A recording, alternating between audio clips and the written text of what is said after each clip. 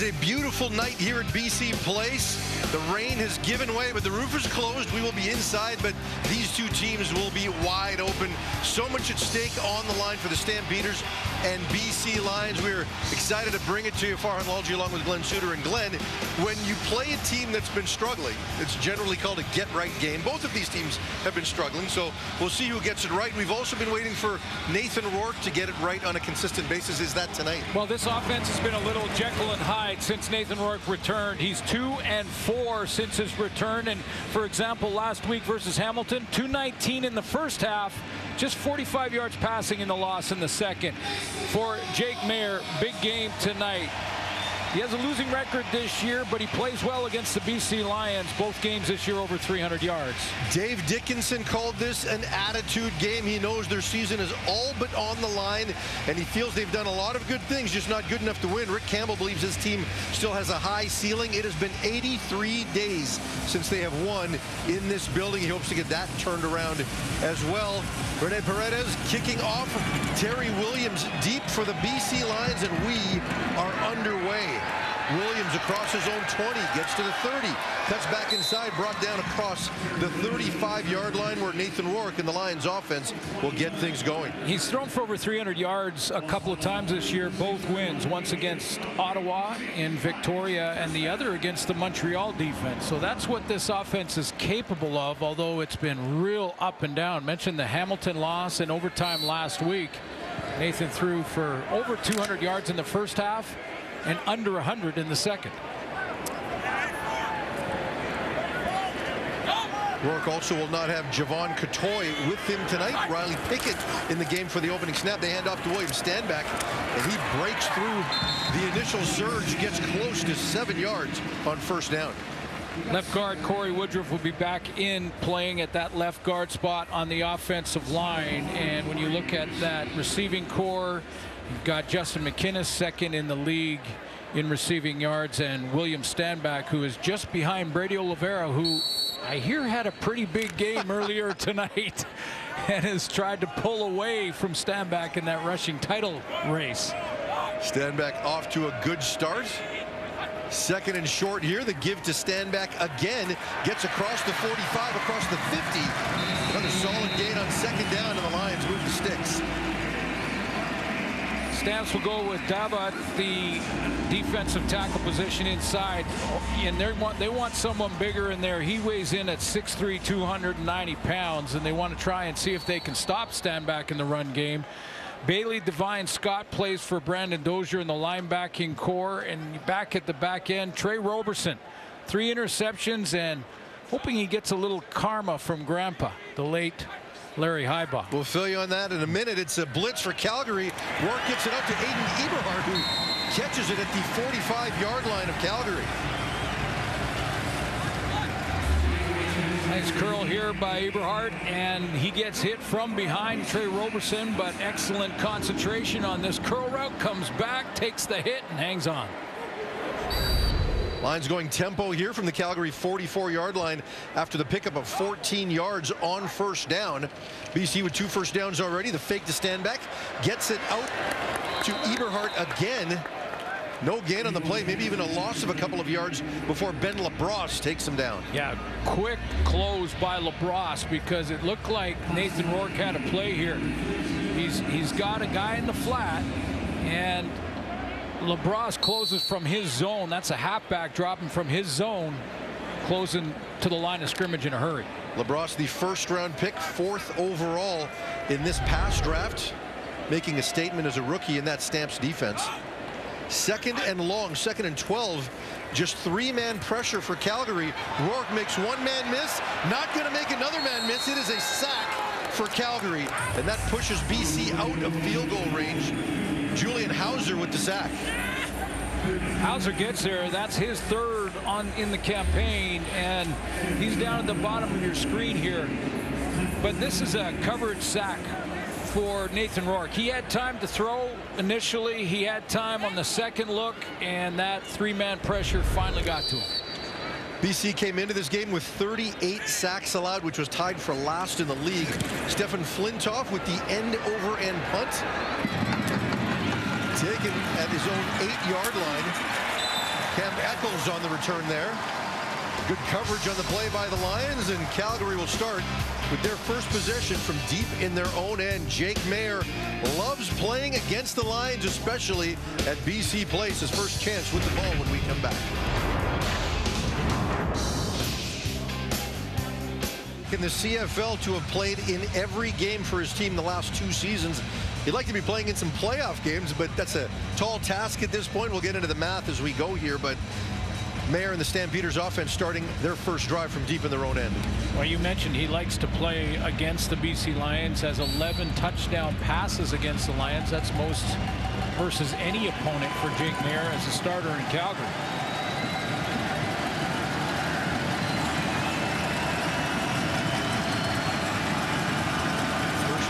Logan in the backfield, the quick throw. This one to Jalen Philpott. He's tackled after a short gain. Gets close to the 15-yard line after a gain of 4.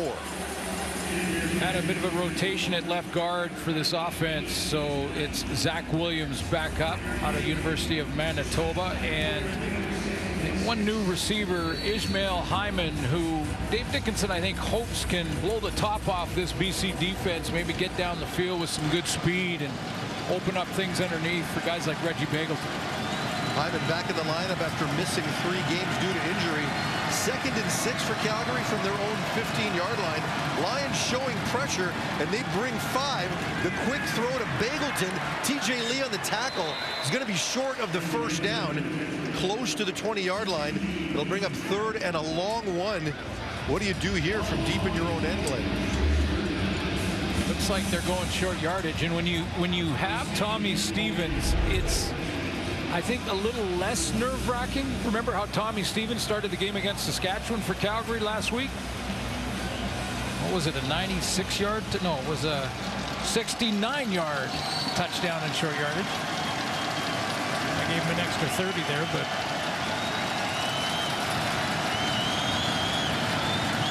Stevens gets the push close to first down yardage. This spot will be interesting, Glenn. We'll see which official gets the spot here. I think he's got it. I think that second push got him there, but it was a long yard, and he needed to get to that 21 and a bit. Give him to the first down. Stamps now 26 of 28 on 3rd and short situations. When you got a guy like Stevens, odds are pretty good. First down out of the way for the Stamps. Maier from his own 21-yard line. This time the handoff. This one to Logan. Stopped after a gain of 4, maybe 5. Let's take a look at the Lions defense. Yeah, on that defensive line, Siona Tehema, 7 quarterback sacks. That's tied for the league lead coming in to this weekend. And Ryder Varga is going to be in the rotation, but Ben Haladik will start in that will position. Ronald Kent got the pass interference in overtime against Hamilton. That entire group in the back end has to regroup from that and come back and play maybe their best game they want to win tonight. Josh Banks, the injured BC Lion, after the 5-yard rush from Peyton Logan. We thought Dedrick Mills was going to get the start, but it's been Logan on this first drive. Well, the Calgary Stampeders have got the run game going of late. Although Dedrick Mills has not had real big games in the 2 previous contests between these 2 teams. I mean, under 50 yards in both of them, although 11 carries in one, 14 in the other. So a little change up with Logan. Maybe not a surprise from Dave Dickinson.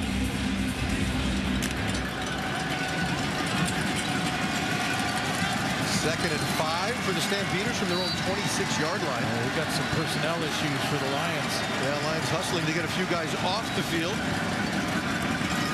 Maier throws to Begelton. Cuts inside of TJ Lee again. He's going to be close to the first down. Unlikely he's got it, but close enough for them to go for it again. Well, it's been a tough season for Calgary, but Reggie Begelton has done his thing. I mean, if we were going through nominees for outstanding player team to team, my vote's for 84 out of Calgary.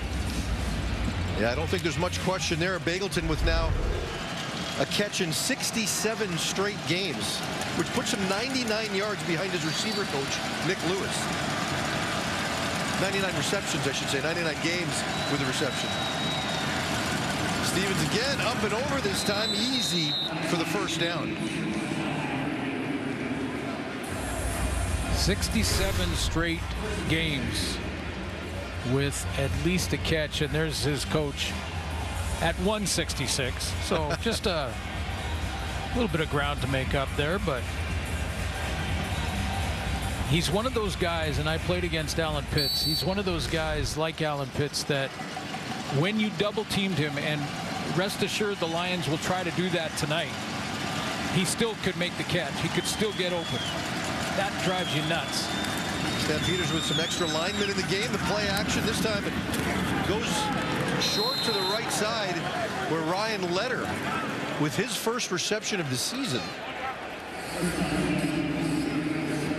Big important game. Calgary's fighting for their playoff lives now. I mean, they're not eliminated if they don't get the win in this one, but it might as well be. I mean, it's a deep hole. Get this win and it's a different discussion. They're back in the fight for that final playoff spot. Stampeders in second and medium again after the 4-yard gain. They've managed to convert the last couple. This time BC just bringing 4. Mayer with Bagleton on the crosser. Cuts inside of Ben Haladic, brought down, has enough for another first down for Calgary. A couple things that Jake Mayer's done well this season is these high percentage throws, reading it, seeing the zone drops from the BC Lions, and then throwing it underneath, so much so that they gave Bagleton time to turn around and decide which way he wanted to go. Usually they're defensive backs that are closing faster than that. The other thing for Mayer is he's thrown on the run well this year, better than I think in previous years, getting out and throwing on the move. Another second down conversion for Reggie Bagleton. Now up to 27 on the season. Logan with the carry. Gets through the first surge, close to first down yardage. Give him 9. One thing about Logan in the backfield is that when he gets low like he does on this run, he's hard to see. I mean, you can tell linebackers like Ace Ely and Ben Haladic are trying to find where he is. He gets down low. He's in behind those O-line. By the time you get to him, he's picked up 5 or 6. Tommy Stevens back into the game for the 3rd time.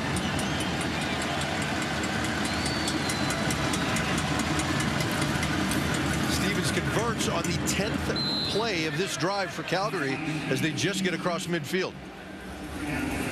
Getting in that position here where Ryan Phillips may lose some patience on these zone drops with Jake Mayer hitting underneath routes and go to some pressure packages with man-to-man in the back end. Yeah, I spoke to Phillips before the game, and he talked about having a plan for Bagleton, especially on second down. That hasn't worked itself out so far. We'll see what they do here on first down. Already 7 minutes into this drive.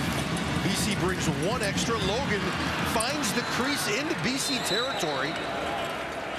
Gain of close to 15. Stampeders are knocking at the door here. The Lions have not been that bad against the run. They've had moments this year, and certainly through this, their losing streak earlier before the wins versus Ottawa and Montreal, that they were having issues tackling. They were a little sloppy in that department. They haven't really been gashed for a lot of run yards. Mills checks into the game, releases out of the backfield. A quick throw to Ish Hyman, tackled right away, ball's in the air. It's a fumble. Ace Ely has it with all sorts of room in front of him. Philpott, the lone man back who can make the tackle, and he does at the 22-yard line. A huge play by the Lions after a very good drive from Calgary to start. This is a cause turnover. It's the hit that pops the ball out. BC with the huge turnover into the score zone when we come back. Who picks up this fumble in the air. Quick throw outside, and was it Ronald Kent that rips it out of his hands? I think it may have been number 21 working with Jalen Edwards Cooper out there on that side. And in behind there it was Ronald Kent, and you know that's great for his peace of mind considering the pass interference call last week. And that's tough for Calgary. A 7-minute drive with 12 plays, and you come away empty. BC now starting on the Calgary 22-yard line.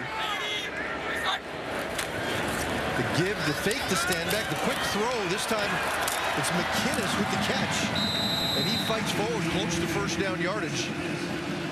Call it a gain of 8. Yeah, all kinds of questions for Rick Campbell this week on how to get Justin McInnes the ball more. And good discussion with him this week about getting McInnes. That looked like a design play and a quick throw to get the ball out to 18. Number 2 overall in the CFL behind Justin Hardy.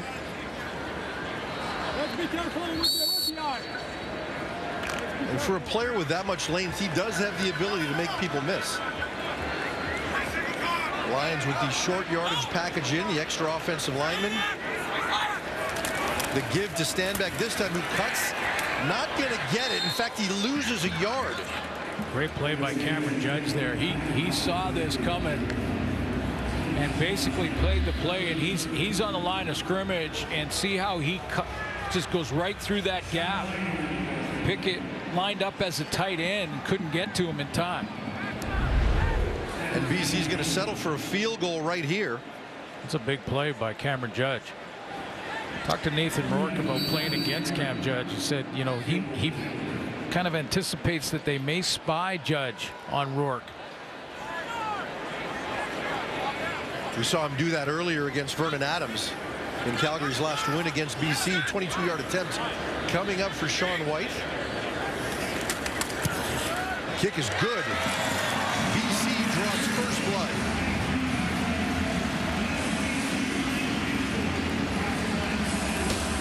Disappointing for Calgary on one end. BC probably wanted to do a little more than have to settle for a field goal, but they get on the board. Calgary gets another chance when we come back. Yeah, it's like there's many that think maybe we should move the season up and playoffs start in October, and it almost like it is this year, because every team is still able to make the playoffs. If Calgary runs the table, beats Saskatchewan in their game in a couple of weeks by 9 points or more, they could still get in. I think Winnipeg is the only one who's clinched a playoff spot after that win tonight.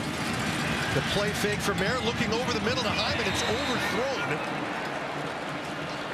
His first incompletion, and the first time the Stampeders will face 2nd and 10. And the first basically first deep throw by Jake Mayer. Good push up the middle here. Collapse in the pocket by the Lions front 4. Matthew Betts involved, moving him around a little bit.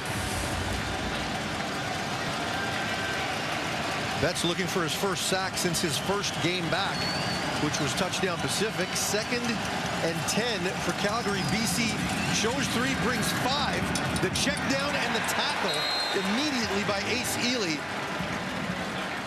Markin Michel with the reception.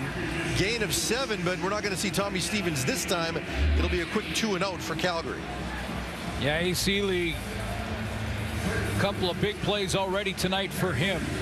Started his college journey at Maryland, finished it at Georgia Tech. His dad is still the running back coach at Georgia Tech, Donald Hill, who spent some time in the CFL. Grace with the punt. Williams takes it at his own 10. 53-yard punt. Not much room for Williams before he's brought down at around the BC 17. This time the Lions will start from deep in their own end with a 3-0 lead as the first period. Well, he's already claimed the title of Diaper Master, and she said that it's pretty impressive that he hit that 50-yard bomb as well, because he barely got any sleep. And you know what? This isn't the first time that they actually celebrated with a little football-style celebration, because during the gender reveal, Shaun White kicked a mini football. Of course, the powder that came out was pink. And I had a chance to speak with Shaun. He said, listen, he was the youngest in his family, so he was never really around babies before. So every time he was around kids, he was a little bit weird. But as soon as he held Maya Rose in his arms, it was really natural. And he said he already hates all of her future boyfriends. Guys. The check down to Riley Pickett, his first reception of the season. But for Shaun White, yeah, congratulations. Congratulations to the entire White family. That's the end of the first quarter, not first period. I know hockey season's coming. We'll be back with the second after this.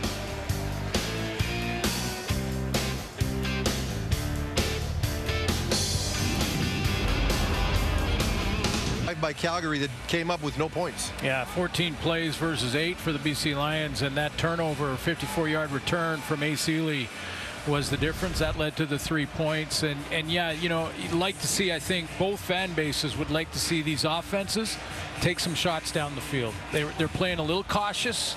There's been one throw from Calgary, I think to Hyman. That was about a mid-range dig route. But other than that, the Lions haven't really pushed the ball deep.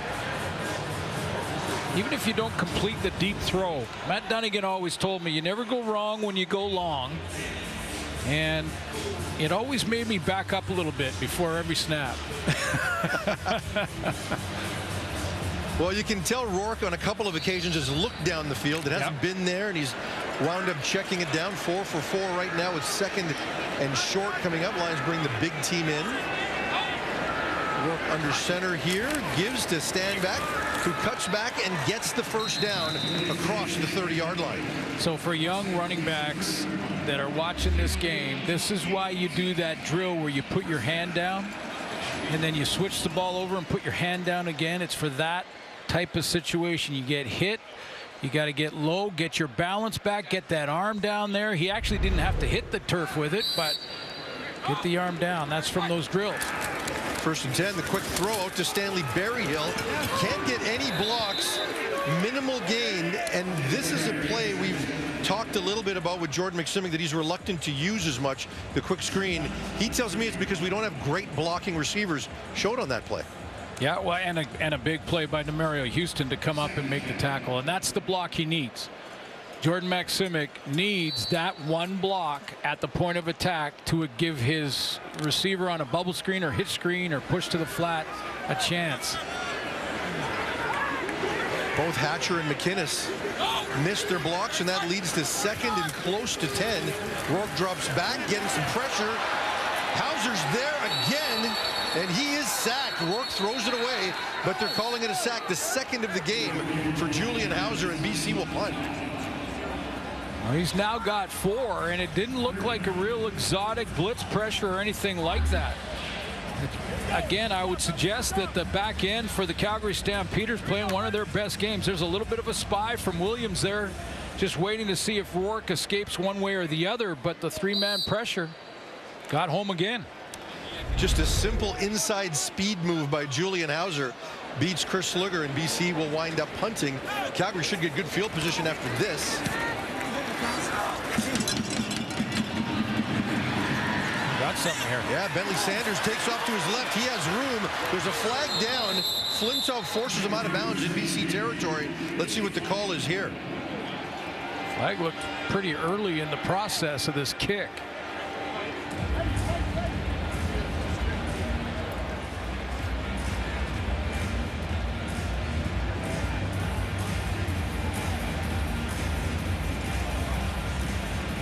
While the ball was in the air, holding Calgary number 42. It's a 10-yard penalty applied from where the ball was caught. It's going to be first down. 10-yard penalty, but it's penalized by 40 yards. Yeah, that is a tough break for Calgary. Happened well before the return. Dave Dickinson not happy. Ball player, second-round pick out of the UFC. He's right here, and he's going to get the holding call at the line of scrimmage. Just hangs on too long. If he's okay now, and then he goes a little bit longer and pulls his guy down with him. That's a 43-yard difference. 10-yard penalty from the point the ball was caught. Calgary with one long drive, then a 2-and-out. Let's see what they come up with here, starting at their own 35-yard line.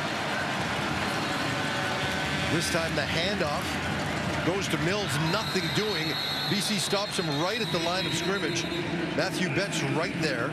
Actually, that was Logan, the ball carrier. Manny Rugamba also in on the tackle. See what they have for second and long. Jake Maier is going to be forced to push the ball a little bit here.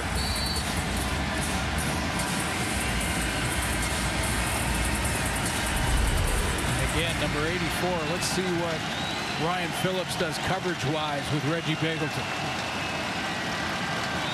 2nd and 9 coming up. Begelton to the left of the screen, line showing blitz. TJ Lee is coming. The pass to Cam Eccles, makes the catch and makes one man miss and crosses midfield to the BC 50-yard line, gain of 24 on the play. Well, the Lions back off so much because of this. There's deep routes, and then Eccles just cuts underneath these deep drops by the linebackers. And that underneath stuff's going to be there all night long. The linebackers get that deep. Biggest play of the game for Calgary. They're back in BC territory, line showing blitz again. Haladic trying to come in and pursue Maier, who winds up wisely throwing it away.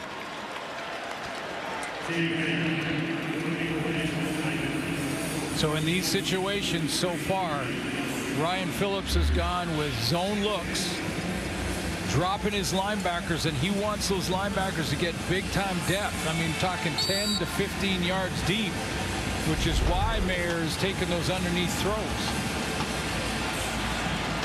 They converted the first, 2nd and 10. Let's see if they can do it again here.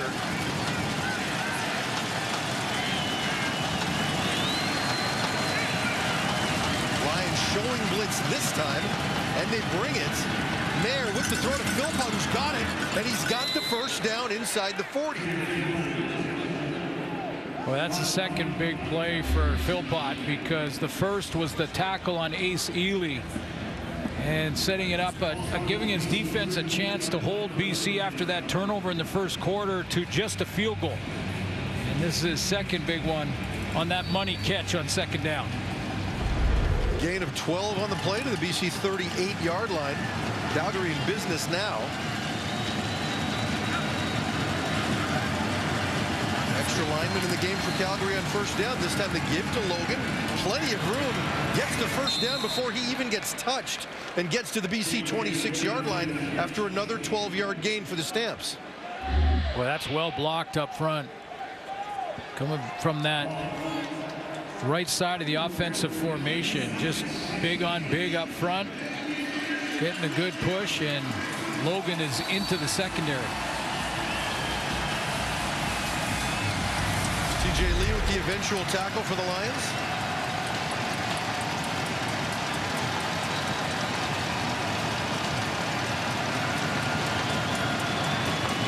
BC showing blitz again. This time it's Mills with the carry.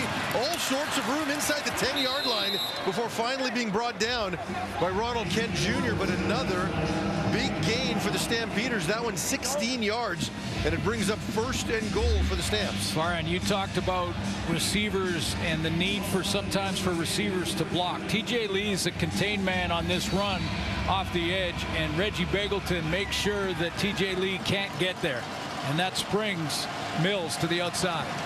Calgary in the red zone for the first time tonight. 7th play of this drive. Logan in the backfield. Sorry, Mills in the backfield alongside Maier. This time Maier drops straight back, looks to his left, puts one into the end zone for Ish Hyman. It is a touchdown, Stampeders.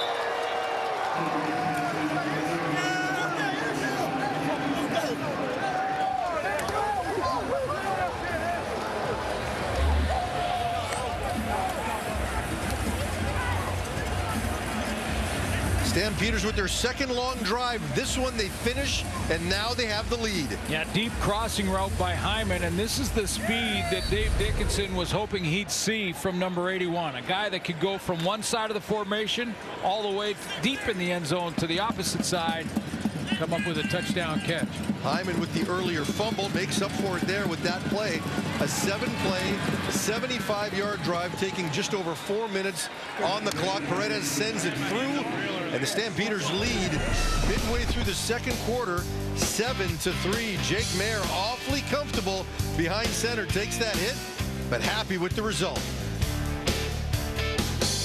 To the wide side of the field, and he's going to get caught here in a man-to-man with Christophe Beaulieu, the safety out of Laval. Beaulieu had his hips turned, and Hyman went across his face all the way across to the far side of the end zone for that touchdown catch. Jake Mayer got it out of there just in time. Pressure was coming, straight man-to-man with the safety and coverage, and Hyman got across his face and into the end zone. Terry Williams takes it at his own 17-yard line out across the 30. Penalty flags on the play, and a big hit. Darius Williams with the tackle. Stops Williams in his tracks. And BC is going to go backwards after this. Well, the Calgary offense bailed out Mike During the Tights. return, holding. Calgary, check BC number 19. It's a 10-yard penalty. It's going to be first down. Eberhardt getting that penalty. We'll see if the BC offense can bail him out, because the Calgary Stampeders, after the penalty from Micah Tights, went 7 plays, 75 yards. Correction, the number was BC number 80 on hold. Ezekiel Tiede with the hold there, backup receiver in his rookie season. BC starts from their own 16, and they really haven't got much going outside of a couple of plays early on that first drive. This time, handoff to Standback, gets across to 20, picks up 5 on first down. Really hard to put your finger on, except for, I would say, the secondary for Calgary in this first half has put together a real good half. There's been times when Nathan Rourke has had the time in that, at least in that initial read or two, but the secondary is in lockdown back there. Micah Alway with the tackle. Calgary bringing pressure. The throw to the left, and it is dropped by Stanley Berryhill. Easy first down. Got to make that catch. Yeah, you do. And, you know, those are plays that happen to teams that are struggling. You know, those are plays that, you know, you go behind in the score. Calgary comes off. You need to answer. A penalty on the kick return gives you bad field position. A great throw by Nathan Rourke. Hit him right between the 8 and the 3, and Berryhill let it hit the ground. Looking upfield a little early. Now Stefan Flintoff into punt. Taken by Bentley Sanders at his own 40-yard line, and he is dropped right away at the 42. When we come back, Stampeders will look to take advantage of a gift courtesy of Stanley Berryhill. His defense that has made things easy on their opponents this season. Well, you've talked about how he likes to play against the BC Lions. He's now thrown 12 touchdown passes to just 2 interceptions in his games as a starter in Calgary against the BC Lions. That's better than any one of the teams that he's played. Opposing quarterbacks have completed almost 74% of their passes against BC. Another quick completion out here to Philpott. Takes it for about 5 yards. And in terms of pass efficiency, those two statistics, opponents' pass efficiency and opponents' completion percentage, BC is by far the worst in the league. It is a get-right game if you're Calgary's offense right now. That last drive, they're doing just that. 75 yards, 4 minutes, finishing with the major. 2nd and 4. As Calgary approaches midfield here. This time the give to Logan. Fights his way through after initially being stopped. Not going to get the first down, but is he close enough for Calgary to go for it here? Depending on where they mark it here, he's going to be 2 yards short. I'm not sure. Dave Dickinson wants a good look at this one. Initially got stopped firm, but then spun and got the additional, maybe an additional yard. No, they are going short yardage. 1.5 yards. It's that time of year. Yeah, well, yeah, when you're struggling to stay in the race and you've had a 4-win season to this point, why not? Pedal to the metal. Stampeders have converted all of their short yardage plays thus far in this game. 3rd time going at it tonight. This time Stevens goes left, has it with room to spare.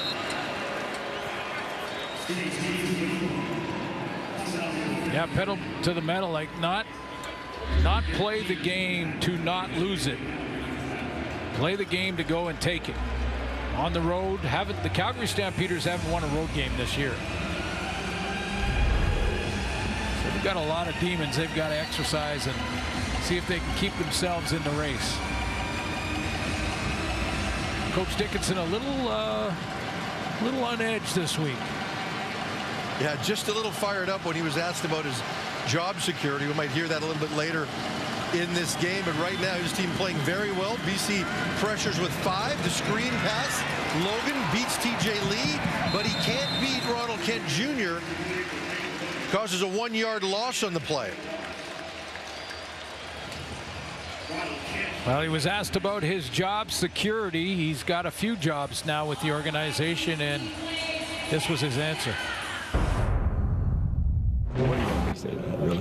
I'm fucking here to work, so I don't really give a damn. I'm here to work. Speculate all you want, but I'm here to work. Now, we've covered Dave Dickinson as a player too, and that look in his eyes there, I've seen that before. Yeah, not happy with how things are going, but not afraid to compete to make it better. Mayer on 2nd and long. Matthew Betts chasing him. He avoids it and throws it out of bounds. Yeah, throws it away. Only really had one target over there, and that was well covered. So Calgary will kick it away here and play the field position game. BC brings 5. Matthew Betts still looking for that 2nd sack, as we mentioned. Mayer makes the smart decision.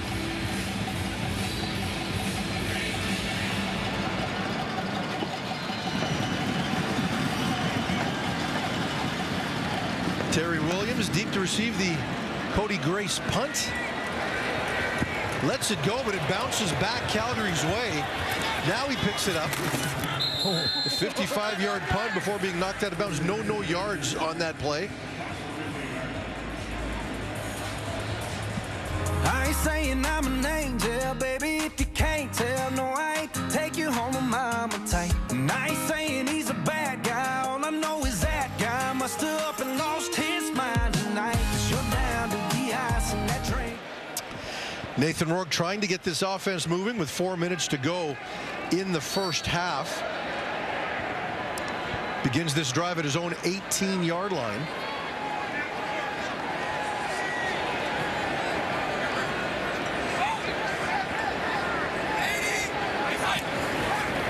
Rourke drops back to pass, looks over the middle, able to squeeze it in there to Justin McInnes. Gain of 7 on the play. Wow, he fit that in, but there wasn't much room. McInnes all by himself out there, and lots of defenders. Cam Judge right there. Demario Houston cuts underneath from the other side. He might have that. Look at the time of possession here. And a lead of almost 11 minutes for Calgary in terms of how much they've had the ball in this game. Let's see if BC can get a first down here. They empty out the backfield. Rourke finds McInnes again. This time he's got the first down across his own 30-yard line. Yeah, you know, it's baby steps right now, I think, for the Lions offensively. Just stack a few first downs at the very least to just get a little bit of confidence and give your defense a rest. That gets us to the 3-minute warning. When we come back, the Lions still have a long way to go to get their first touchdown of the game. mind showing you old photos again? Jess? When he was ripped up, baby. Ripped up. Oregon, baby. Now he's built like Homer Simpson. Oregon.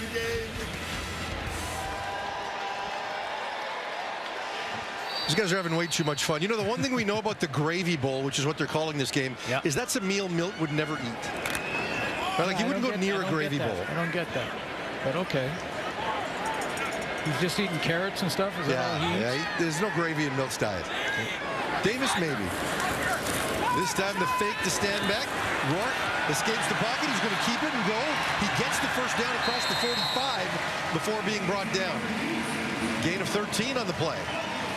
You can see the fighting the dog from Nathan Rourke here, not hook sliding when he got into the danger area where there's some tacklers around him. He sees the middle open up and takes off, but he wants to stack some first downs and keep his defense from having to come and stop Jake Mayer. No hook slide there.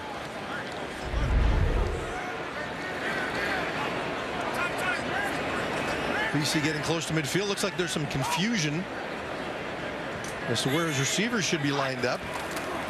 The fake to stand back again. Rourke spins inside, being chased from the backside. Makes one man almost miss, gets to midfield.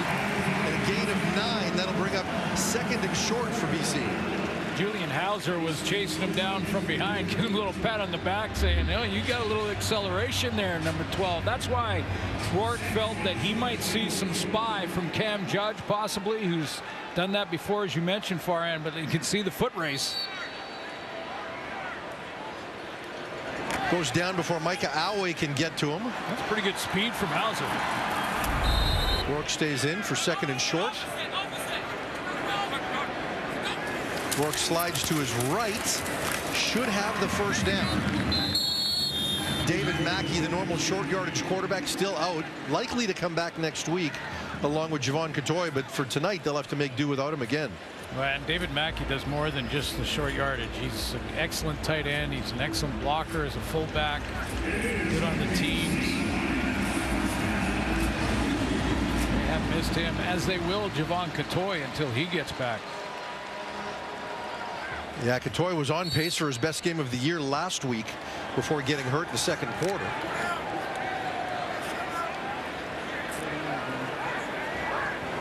Andrew Pearson and Riley Pickett into the game for the Lions. The 300-yarder Pearson in motion. Stays in to help. This time Keon Hatcher open on the left flat. Takes it to around the Calgary 40-yard line. Gain of 14 on the play. The Lions offense finally starting to look comfortable. I loved watching right here Andrew Pearson playing fullback. He's just bouncing around in the backfield. He actually went out into a route to the flat, I think. He just living his best life right there. Big old lineman pretending to be a fullback. He caught one earlier this year. Biggest smile on his face. Gain of 15 on the play. BC at the 39-yard line. Their best drive of the game. Their earlier points came as a result of an interception. This time the quick throw to McInnes again. Close to first down yardage as he gets across the 30. Might be a little bit short here. Yeah, you can tell that Nathan Rourke is feeling a little pressure. I mean, this is their best drive, and in this drive he's run twice for a first down in one run and close to a first down in the other. BC going tempo. McInnes with his fourth catch. Stanback hesitates in the hole. Close to first down yardage. We'll see if he gets there. If not, you have to think the Lions will go for it here with 1:09 to go. Oh yeah, there's no question. They're inside of a yard. They snap the ball and they get the first.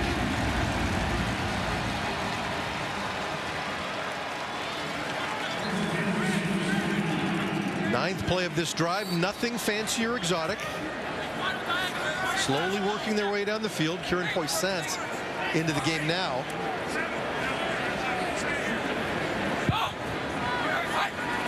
Rourke drops back. Five-man pressure for Calgary, and he is brought down. That is Mike Rose with the sack, and a huge loss, more than 10 yards. He's up against Suk Chung here, at least lined up in front of him. Right in there is Mike Rose, who's had, by his standards, sort of an average pedestrian type of year. Down a little bit statistically. Still getting it done and doing his job, but we're used to big numbers from Mike Rose. Still leading the Stampeders. That was his 6th sack of the season as he just beat Suk Chung inside. Now 3-man pressure for Calgary. A quick throw. That one, Eberhardt. There's the Lions just try to get close enough to make it an easier field goal for Sean White. Yeah, the ideal there is that, you know, Nathan Rourke sees coverage, throws it underneath, and if his receiver can make a couple of guys miss, they make the play. If not, they're in field goal range. Chip shot range for Sean White. 40-yard field goal attempt coming up for White, who's already made one today. That first one a 22-yard chip shot, but this one very makeable for White. Makeable. I shouldn't say chip shot. 40 is not a chip shot. Kick is up, and it is good. Of course it was a chip shot. Well, very makeable is a better way to say it, I think, from 40 and beyond. But, yeah, he's been money all year. The Lions close the gap to 1 with 5 seconds left in the quarter. See if Calgary takes a shot here, just takes a knee and goes into the half with a 1-point lead. Reminder at halftime, we'll give you the lovely and talented Kate Burness. Not necessarily as lovely or talented for the other three. Well, they've got talent. They've got talent. They've got talent. And one only eats carrots. And one only eats carrots and salad. No gravy in Milt Stiegel's diet. Yeah, I think you're Calgary. You're on the road and up by 1. It's a good half.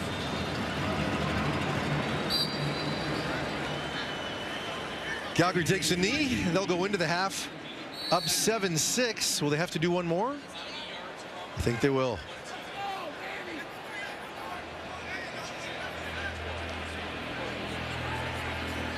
And if you look at Jake Maier, Glenn, so far in this half, you've got to be pretty comfortable with the time you've had to throw, with your ability to pick up first downs.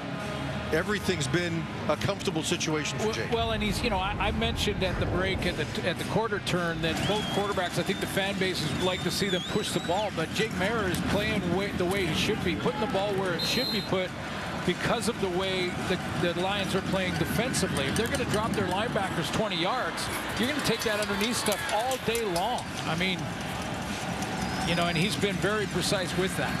Here he is downstairs with Chantel. Jake, your thoughts on the first half so far, going into the half with a one. Their guy, and they're going to keep going with him. And his best drive was late in that first half. Used his legs a couple of times and a couple of big plays and big runs. We heard the panel at halftime. It's not like VA is going to be able to protect for himself or catch balls and, you know, do those types of things. It's there for them if they want it with work. Or make tackles on defense. All right, kickoff taken at the 30-yard line across the 35. Tyson Middlemost with the return.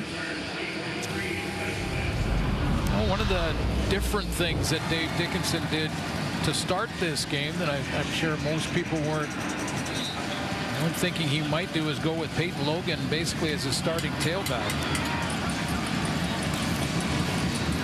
Logan 6 carries for 44 yards. We were expecting Mills to get the start, but Logan certainly has had his share of miles with this Calgary offense, and he's in there again right now to open up the third quarter.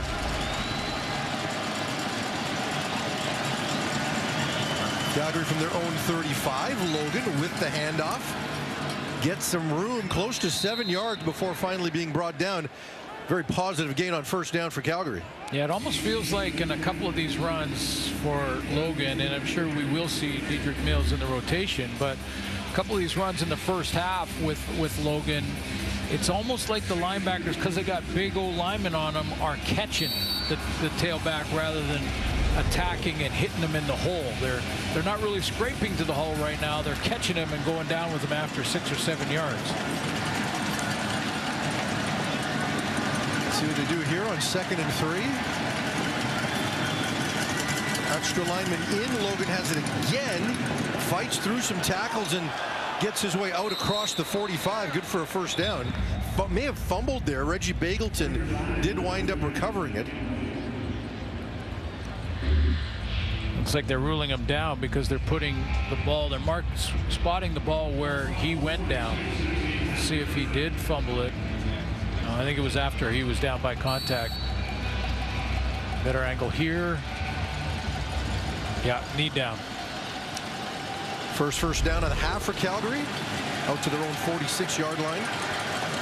Calgary playing with that extra offensive lineman on most of their first down situations. Another give to Logan. This time BC stops him for minimal gain, maybe just a yard on the play.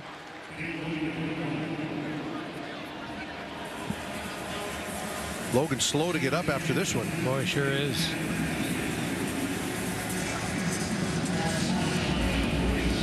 Take another look at who got the hit on him in the hole. This was a D lineman, so like Tehema off the edge got the stop started. Ely also there to clean it up. 2nd and 9 for Calgary.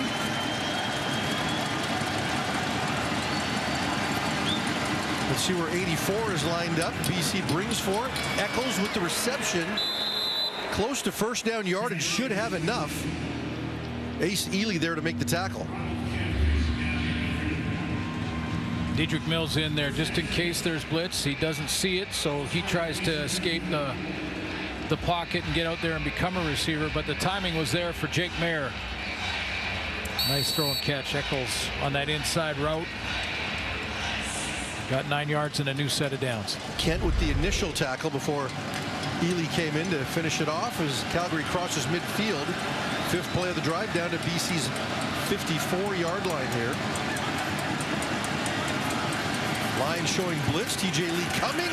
TJ Lee gets to Jake Mayer.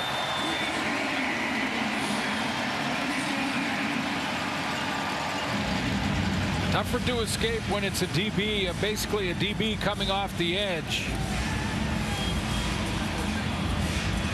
And that's exactly what TJ Lee did. He came from the left of your screen, off the edge, straight run to Jake Mayer.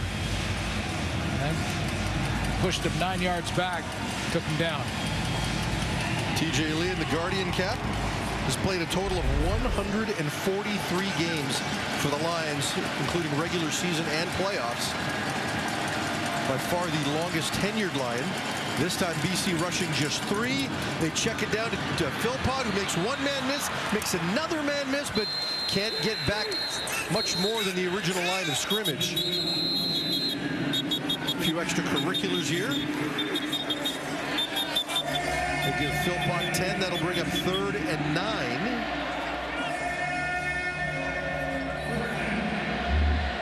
Intensity getting turned up a little bit. Both these teams want to stay disciplined. They certainly don't want to be taking a penalty after the whistle, but Philpott's made a couple plays, got a couple of 2nd down catches, conversion catches, and that big tackle on the fumble for Calgary in the first quarter. A native of North Delta, British Columbia. He always likes coming back here to play, where he played some high school football playoff games. Grace on to punt. Terry Williams lets it go into the end zone. Takes a knee, gives up the point in exchange for the field position. And we'll take a break. When we come back,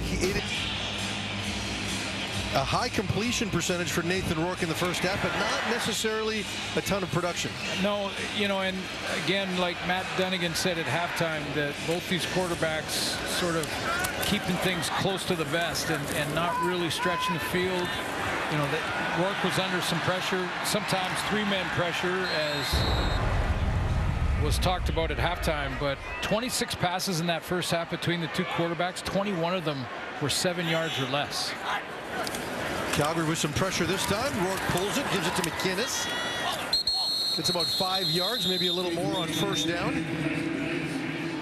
The 5th catch of the night for Justin McInnes. One of the things that, you know, I think is different from Nathan Rourke 2 years ago was a different style of offense where he was using the tailback in the passing game a ton.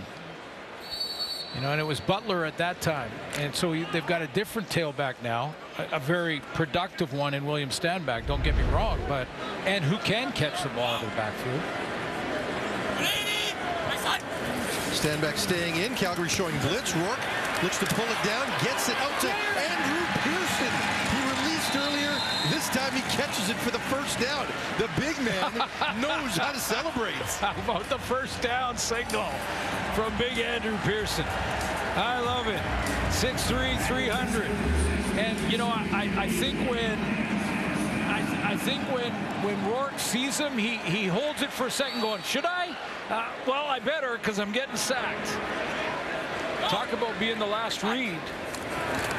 This time the fake to Stanback. Rourke's looking deeper, has a completion. Keon Hatcher with it at the 40-yard line. I think it surprised Hatcher when he came out of his break there, because he was in that 2 receiver spot, and he's going to kind of run that outside curl. Goes down the field here, and as he comes out of his break, ball's in the air right now, and he kind of, I got to come back and find it. Nice 18-yard gain. Meanwhile, Pearson just went back to the bench, and about 20 Lions went up and gave him some love. His second catch of the year for the big lineman out of Kingston, Ontario. Meanwhile, Calgary showing blitz again. Stanback has it. Can't get much there. Runs right in to Mike Rose, among others, for no gain. Take a look at that 22 season for Nathan Rourke, where he was the outstanding Canadian, and his completion percentage way up there. Now, keep in mind, he had a guy by the name of Brian Burnham in the receiving corps at that time. You know, he's got some great players out here now, but there's some of them, like Justin McInnes, that he's still trying to work on the chemistry with. Yeah, Dom Rhymes and Lucky Whitehead also part of that receiving crew, and they were kind of at the peak of their powers, for lack of a better description. Calgary blitzing again. This time the throw, and it's not caught. Hatcher again. Ben LaBrosse there to break it up. Only the second incompletion of the day for Nathan Rourke. 5th straight start for Ben LaBrosse, and you know, he continues to make plays. I mean, top draft pick, first rounder for Calgary, 4th overall. They knew what they had when they drafted him. They knew what he could become, and I think he's going to be an all-star halfback. Yeah, when they went into the draft process, Dave Dickinson said to me, this guy's different.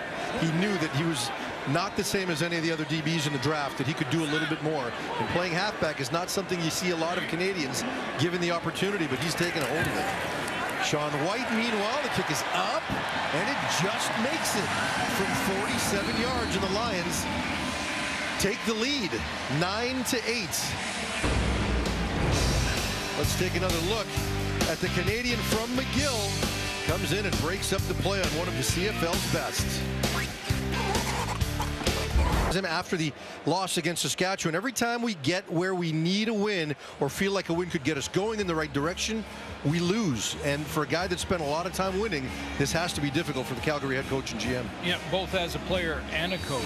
The Calgary Stampeders are winless in their last 6 games. That hasn't happened in 20 years in Calgary. The last time they were winless in 7, the price of gas was 24 cents. You could buy a house in Vancouver for 80 grand.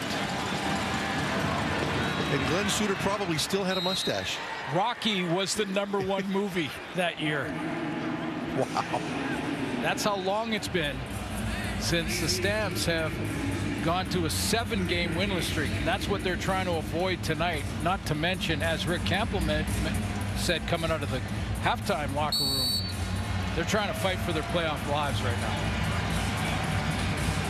BC with a 1-point lead. Calgary 2nd and 2 after Markin Michel's 8-yard reception on first down. Mayer stays in the game. This time the fake to Logan. Mayer looks like he wants to go deep to Bagleton. Does he have him? Just overthrows him in behind Manny Rugamba. Good coverage on the play. But that's going to make it 3rd and 2, a full 2. You know, I think far end Rugamba recovered to this. He was real upset and vocal after this. I mean, he catches him, but there's some open receivers and a lot of space back there. I'm not sure if that wasn't a bust. He reacted after that throw and missed by Mayer. He was really frustrated with the coverage back there. And generally you go for that shot on second and short thinking you'll go for it on third. They didn't. Grace is on to punt. Terry Williams takes it near his own sideline, a 49-yard punt at his own 14, brought down after a short return across the 20-yard line. When we come back, the Lions with tough field position to start as they look to add to their lead. Nathan Rourke trying to build on the last drive. Which is pretty odd. We're going to redo everything. We'll redo the play. The kick hit the scoreboard again. There's not much more I can say than Ben has said. Yada, yada, yada. We're going to redo the play.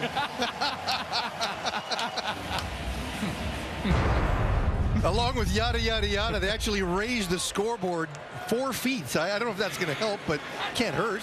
Well, I said after the third one, I don't think they can move the scoreboard, but I stand corrected because apparently they can, and it's 4 feet higher now. That ball, by the way, I think is still stuck in there somewhere. Meanwhile, William Stanback stuck in neutral on that carry. Micah Awe and Bailey Devine Scott send the BC running back for a loss of 3. And Major back and reffing this one tonight. Yeah, we brought him back for the occasion, just in case. I think Flintoff's been trying to do it. 3-man pressure as Rourke drops back to pass. Has a crosser to Stanley Berryhill, who makes the catch. Gets out to the 29-yard line, well short of the first down. And BC will go 2 and out. Very nice tackle by Bailey Devine Scott out here. I mean, there's a chance here with this crossing route all the way from that side to get to the wide side of the field is Berryhill, and watch this tackle. That's not waiting to catch the receiver. That's attacking him. And the throw was behind him. You wonder if he'd let him, if that might have gotten there, but it doesn't take anything away from the tackle, no doubt. Flintoff now at his own 15-yard line, getting set to punt. Nowhere near the scoreboard. Taken at his own 30-yard line. Nice tackle on the play by Berryhill. Sanders with the short return after the 51-yard punt. And Calgary will take over at their... Yeah, a lot on the line for these Calgary Stampeders. I had a chance to speak with veteran defensive back Trey Robertson, and he told me that, listen, it's been the best week of practice we've ever had. We're playing with a little bit of urgency because if we don't make the postseason, well, guys are also playing for jobs. And as for quarterback Jake Mayer, he also knows that it is his final year in his contract. He says, of course, when he's at home with his wife, he does think about it, but all he wants to do is play football, make good plays, and focus on that, and hopefully making the playoffs. Guys? Tall task. They got a lot of work to do, but, you know, one game at a time, one play at a time. You can't win 3 games on one drive. So they understand that. This time they give to Logan, who cuts back, has some room. TJ Lee eventually trips him up, but not before a gain of 7 yards. He gets low in the hole, and it's really tough to find him. And then when you find him, a couple of these spin moves are giving the run defense for the BC Lions some fits. That spin, another 2 yards off of that one. And he's normally the kick returner. We've seen Sanders as the kick returner in this game because obviously the game plan was to give Logan the bulk of the carries for this one. Going to Second him again. and short. They go to him again. And he gets the first down. Gain of 6 on the play for Logan. One of the pre-snap indicators is how deep the tailback is. Look how deep Logan is behind Jake Mayer. That 2nd and 3 or 4, if he's that deep behind the quarterback, he's trying to get a run at the line of scrimmage before he gets the ball, then take it with speed so he can slam into there and get the necessary yards. Up to 69 yards right now for Logan. Nice block by Christina Canu on Ben Halatic.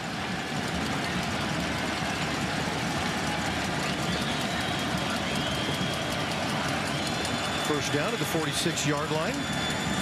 This time, BC almost has him in the backfield, but he escapes again. Gary Peters trying to wrestle him to the ground. Rugamba comes in, and Logan still manages 5 yards. Wow, who had the shot at him initially? Because that looked like it might be a loss for Calgary, but give it to, again, Logan here. Good feet.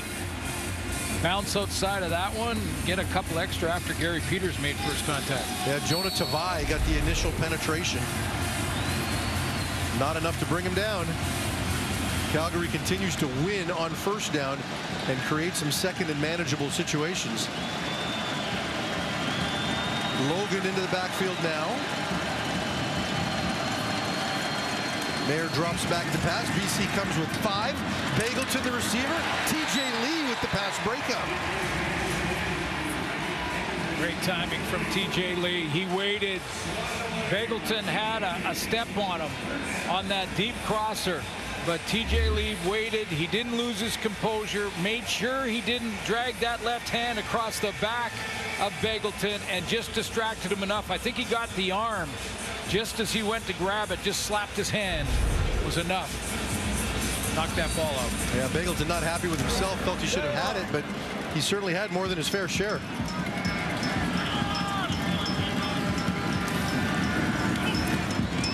Grace on to punt.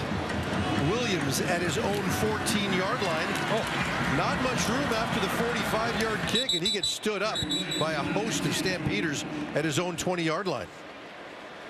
Well, that coverage from Calgary was in one row.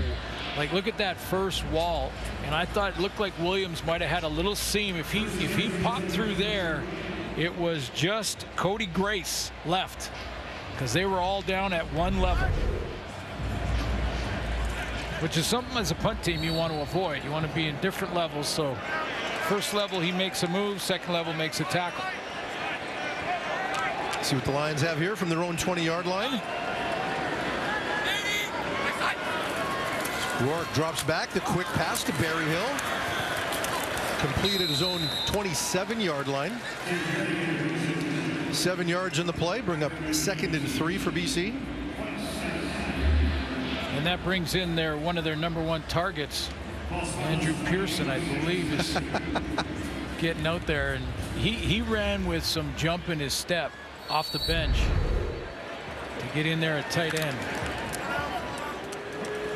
Mom and Dad Pearson will be recording this one. There he is.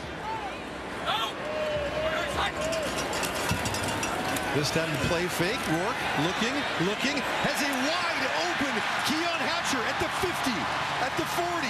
Hatcher crosses the 35, and a big play, the biggest of the night for the Lions offense. Well, because 54 drew the coverage, Keon Hatcher got in behind. Watch, Pearson comes out here. Hatcher coming from the other side. He's layered in, and he is wide open. 50-yarder for Keon Hatcher, one of his big plays since returning from injury about a month and a half ago. Lions at the 32-yard line looking to add to their 1-point lead. This will be the final play of the third quarter. Pearson stays in the game. We're going to keep talking about him. This time the give to Williams. Stand back, penalty flags in the play. Micah Awe eventually gets carried for a couple of yards. It is a first down for BC. Let's see what the call is. Looks like it's in that early movement.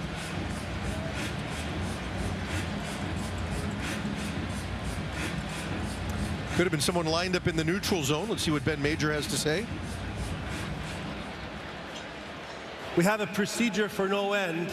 BC had no end closing on their right side. It's a 5-yard penalty. We'll replay first down, but it's the end of the third quarter. Not what the Lions wanted to hear, but they still have a 1-point lead with 15 minutes to go. They gave up a fourth quarter lead last week. Will it happen again with a team whose season is on the line?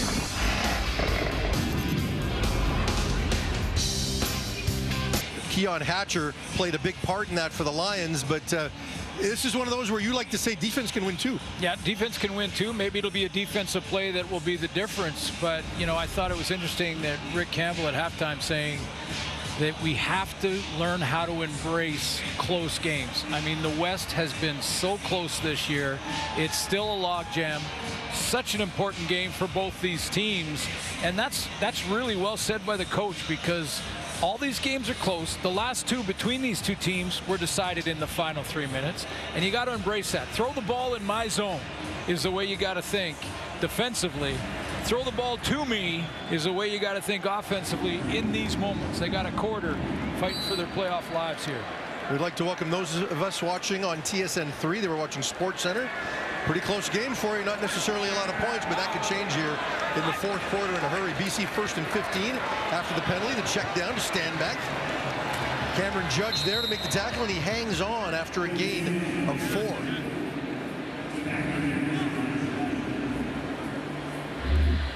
Well, it's first down over again after the penalty, so Nathan Rourke taking the check down, get that penalty yardage back.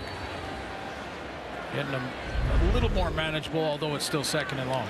Well, and for BC, given the way they've approached offensive football of late, just a simple 5-yard penalty is a pretty difficult thing to overcome. Second and 11 for the Lions. Some linebackers creeping up. Just 3-man pressure. Rourke finds Stanley Berryhill at the 20-yard line for a first down.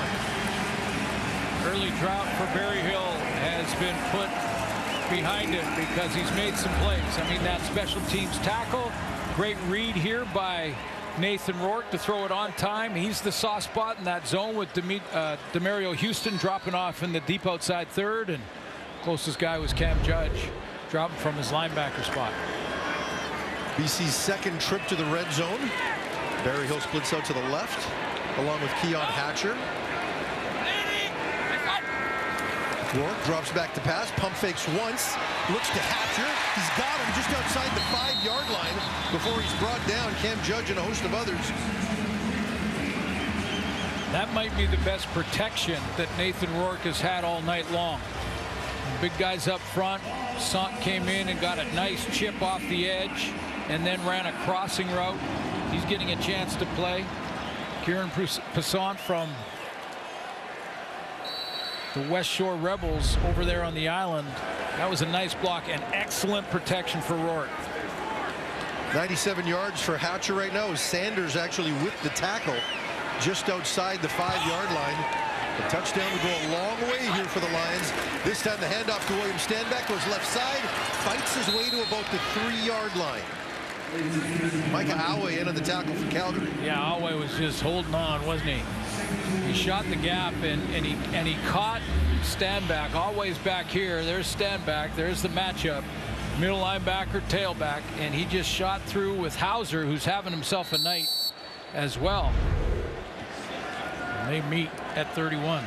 Awe with the Stamps record last year with 134 tackles. Broke Alex Singleton's record, the 3rd highest in CFL history. Coming on strong late in this season. Second and goal from the 3. Rourke moving around, avoiding pressure, looking into the end zone, and he throws it away. Yeah, good decision. He couldn't set his feet because of that pressure. It started to souvenir for the crowd, but he initially he had a chance. Again, he didn't like what he saw coverage-wise, and then this escape was magic. But watch, he can't set his feet now. And if he's going to try and get it to a receiver there, he's not going to be able to put enough on it. So good decision to throw it up in the stands. Rick Campbell generally conservative going forward here on 3rd and goal from the 3-yard line with 12 minutes to go in the game. Do you like this call? I might take the points here, but both these coaches are, like we said earlier, pedal to the metal. I don't think the fans like the decision either. 9th play of this drive. I don't hate it. Well, maybe they're trying to just draw him offside, see if they can get a freebie. Time count violation. BC number 12. Yeah, they're trying to draw him 5-yard penalty. offside. Still going to be 3rd down. All right. I guess the fans are happy. So is Glenn Suter. Yeah, I think you got to take the points there. Make it a 4-point lead. And it means that Jake Mears got to find a.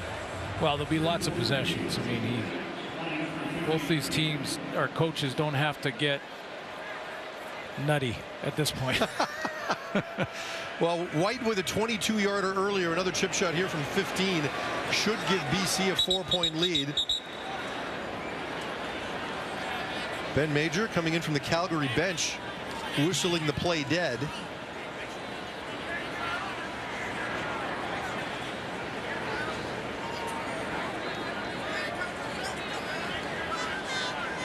Lions special teams coordinator Mike Benavides. Coaching gets easier when the kicks are from 15. Well, I've always said in this game at this level, nothing's easy.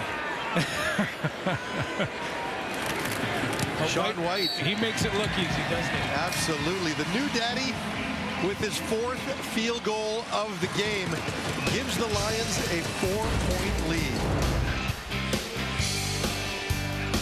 Sean White getting awfully comfortable.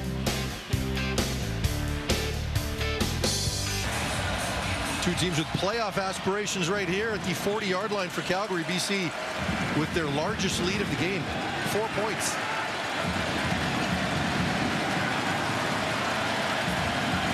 Mayer drops back to pass, looks over the middle, finds Tyson Philpott. Best throw of the night for Jake Mayer. He stepped into that one and just knifes it in there to Philpott, who was right on time out of his break. 19-yard gain, good throw right down to the left side of that curl, but Philpott was bang on in his timing. I think I said Tyson. I meant Jalen with his 5th catch of the night. Jalen, yeah. Mom Colleen Purcell watching in Halifax is laughing right now. Figuring after all this time I should know these two. This time the fake and the give to Mark and Michelle with the reception. The 37-yard line. Gain of 14. Mark and Michelle, that's first target tonight, I believe. Still looking for his first big play of the season. Big play being 30 yards or more. Mark and Michelle still looking for that one, although they'll take the catch in the first down right now.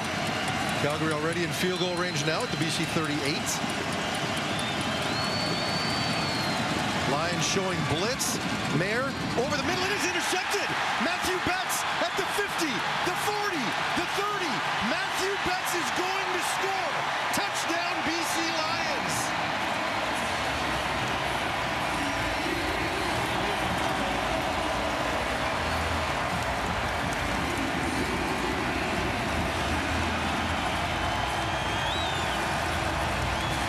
Betts still looking for his 2nd sack, but he will take the pick 6. Lions up by 10. What a play by Betts, who is blocked initially at the line of scrimmage, and then he just kind of floats over, and Jake Mayer doesn't see him. He comes up, he's blocked pretty well, so he floats in the throwing lane, and on that little inside screen to Hyman, he is gone. Matthew Betts can run. Good speed for a D-line. That's only the 3rd interception Jake Mayer has ever thrown against the Lions, and it couldn't come at a worse time.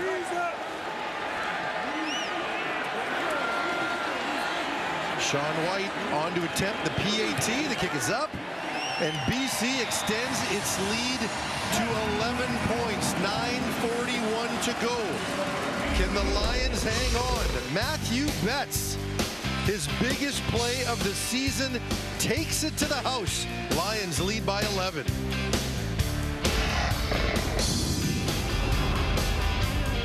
Well, let's take one more look at the big play by Matthew Betts. The Calgary Stampeders wanted this screen underneath to Hyman. Again, I showed you where Betts started, and then he kind of drifts over and gets in the throwing lane. But look at his speed. I mean, up is down, back is front.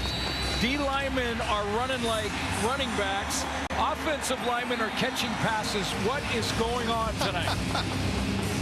Yeah, we need Dustin Nielsen to scream out, what is happening? Lions with an 11-point lead. Stefan Flintoff to kick off. Sam Eccles takes it at his 18-yard line.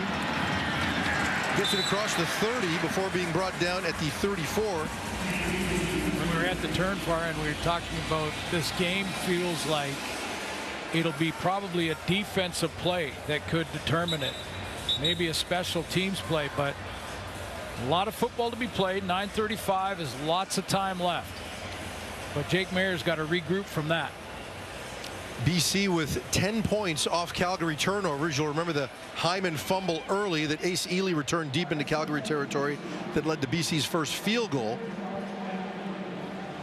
And this happens with Mayer at times where everything is efficient. They're moving the ball. A lot of good things happen, but then there becomes that one catastrophic play, and it becomes difficult to recover from. Well, that's what, the embracing the close games is all about, and making those plays, wanting it to be thrown in your zone, wanting to have the ball in your hands with the game on the line. So right now, what Jake Mayer is doing, and you can see him doing it, is exercising the mental demons, trying to let that one go. He didn't see Betts from that other side come across underneath. He's got to try and get rid of it in his mind and get back to slinging it and put together a drive right here. Riley Pickett looked like he had a cramp, comes off the field after that return. But with 11 points separating these teams, does Dave Dickinson and Jake Mayer, do they decide to open things up a little bit more? Because they've taken a couple of shots, they haven't completed them. Is this the time they've got to go for it? I think you just keep running the offense at this point. Logan in the backfield next to Mayer. Three-man rush for BC. Mayer looks to the right, finds Hyman. The intended target from the disaster play. Hyman getting out there and taking the hit too, going upfield, not running out of bounds, and a nice throw by Mayer. That's the first step. After a bad play is your very next play, and that's a completion. That'll help. Gain of 11, first down at the 46-yard line. TJ Lee coming on the blitz. TJ Lee almost intercepts that. He picks it up. He's going to take it into the end zone. In case it was a backward pass, it could be a fumble. They're ruling it a touchdown. Oh, boy.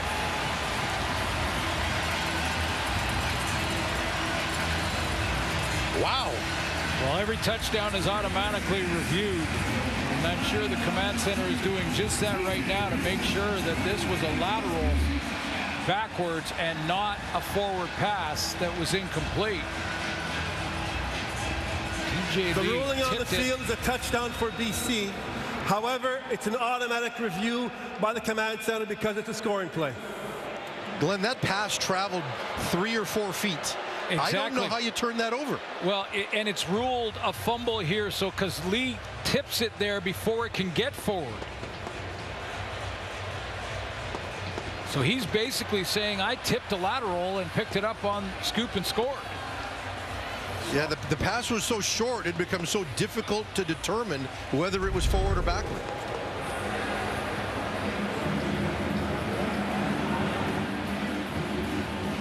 I mean, the game and in many ways the season is riding on this call. If you're Calgary and you go down 15, that's a big ask. Let's take another look at this angle. Yeah, I'm not sure how they can overturn it. I've been wrong with this command center, in fact, in recent history, but we'll see. And this is the challenge when you play to review, because you know there's going to be a review. Well, and it really matters what the call in the field was, because the command center 3 weeks ago sent down the notes to all teams saying that they want to be less intrusive in games and not overturn unless they see a clear and obvious mistake. And the ruling on the field was a touchdown and a tipped lateral. And that's my point with it, is because they know there's a review, the referees are allowing the play to go and leaving it to review to make the decision. So now you have to see enough to overturn it. Well, yeah, they should do that, though. Here we go.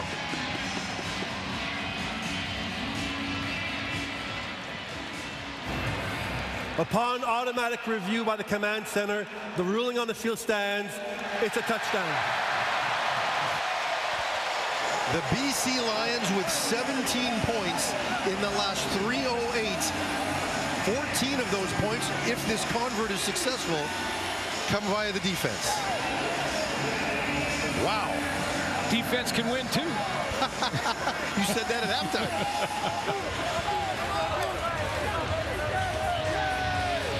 And this defense has been much maligned. Yep. We've talked about opposing quarterbacks' completion percentages and efficiency and how easy they've made it. But when it needed to be done, the defense came up big time. Sorry I cursed, but you know Daddy cursed. I love y'all, baby. Let's go.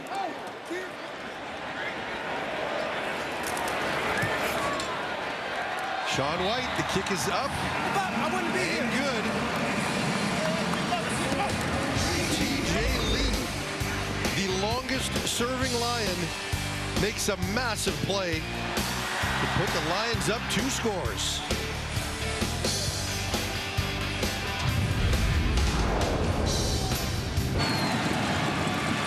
The Lions defense coming up huge in the fourth quarter. Back-to-back series here in the fourth quarter. Matthew Betts with this long interception and run for a touchdown, and then TJ Lee, 2 veteran football players that wanted the ball to be thrown in their zone.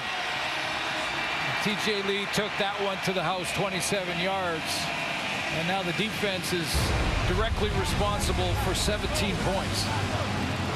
And now if you're Calgary, there's no choice but to open it up. An 18-point lead, a 3-score lead. They're going to have to take some shots. Eccles with a nice move to get up the left sideline before being hammered.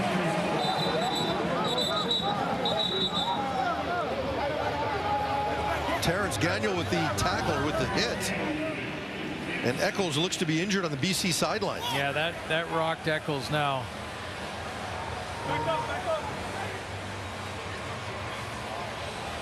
Give him full credit for not stepping out of bounds there. He could have easily done that. But they're still battling, still trying to get that extra yard. Big collision. Team Dr. Jim Thorne taking a look at Eccles on the sideline.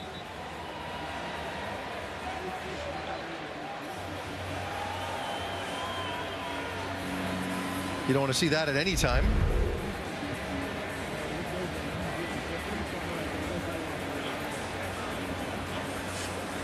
I do want to say that Thorne was also one of the doctors involved with our very close friend Dave Moyer, who's up in the booth. And we are so thrilled that Dave is back doing stats for us late in the season and into the playoffs. He makes CFL on TSN broadcasts so much better. And has been in I think 80 Grey Cups. 80 Grey Cups. Yeah, I buy that. Is it 80? I buy that. Has it been 80? I think it's 80. Moisty, we love you. Yeah. Welcome back to the show, buddy.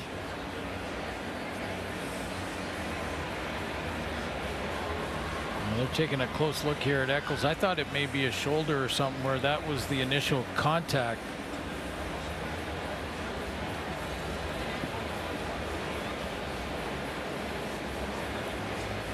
Dr. Bob McCormick from the Lions medical team also there.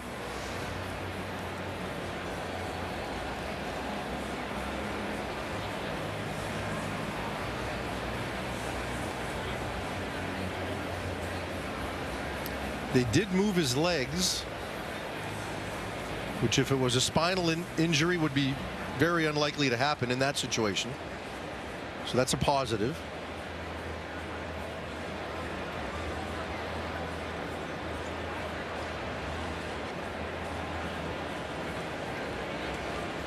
And if you're Calgary right now with 8:15 to go and one of your teammates is dealing with this, you've just had the points scored against you, and that certainly puts the points in perspective. They're now calling for the truck, the golf cart.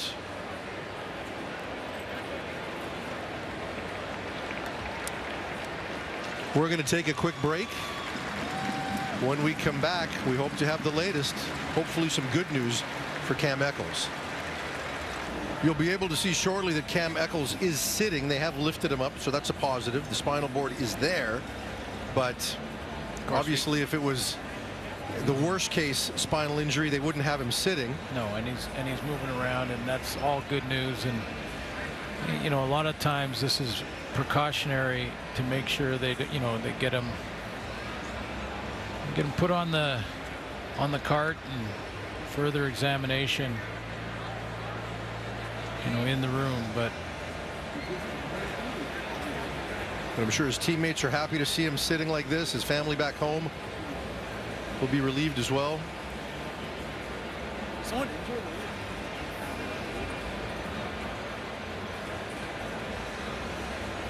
Still in some obvious discomfort here.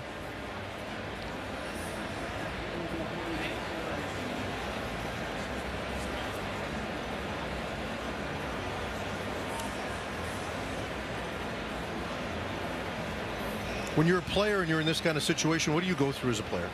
Well, it's difficult, and you know, it's the same for the Lions watching the opponent and a player down as it is for his own teammates. I mean, no one wants to see that. They all understand what they signed up for and that it's possible, but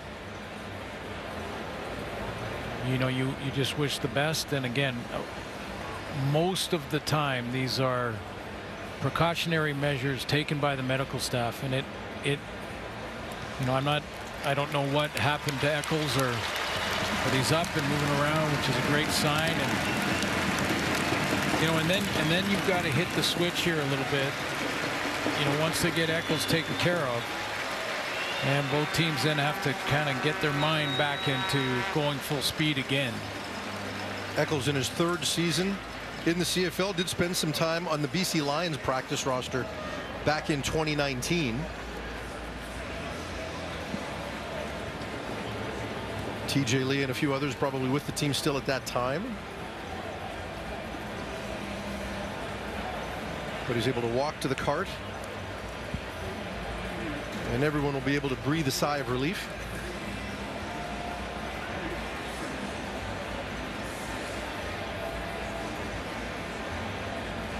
Eccles came into the game with 25 receptions for 301 yards and 3 touchdowns.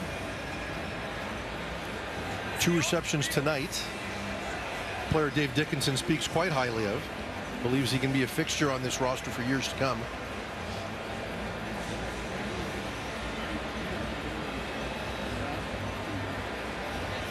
Yeah, his teammates coming over, and a lot of the guys, Vernon Adams there.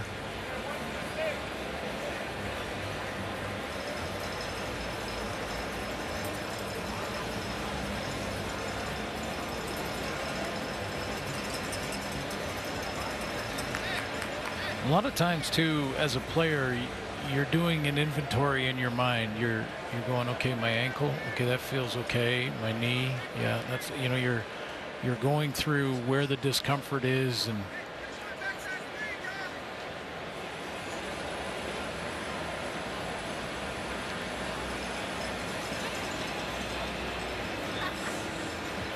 team president Jay McNeil also on the sidelines. A lot of discussion with Dave Dickinson and the fan base and Calgary about the different roles that Dickinson took on this year, and trying to balance that. Certainly not the reason for the season and the record, but it is difficult. And a round of applause from the fans and both teams to take precautionary for Eccles.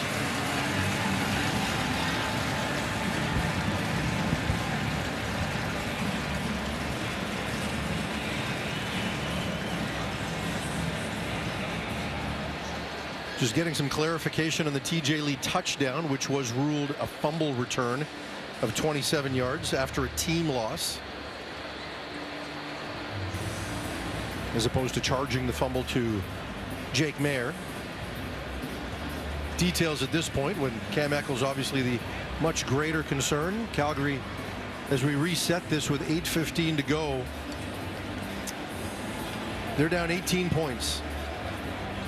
It's a big number. They're on their own 39-yard line. Now, if the Stampeders lose this game, they're not out. They're not out completely. Yeah, they're not completely out, but they're on the edge, hanging on, and running out of fingers on the edge of that cliff. They could be eliminated as soon as tomorrow if Saskatchewan were to win. Right. So if BC wins, Calgary would need to win out. They would need Calgary to lose all of their games. They'd play once more, and they'd have to beat Calgary by 9 points to win that season series. But that would be how fine the margins would be if BC hangs on to win this game. And a BC win doesn't guarantee them a playoff spot either, because Hamilton's not out of it yet in the East.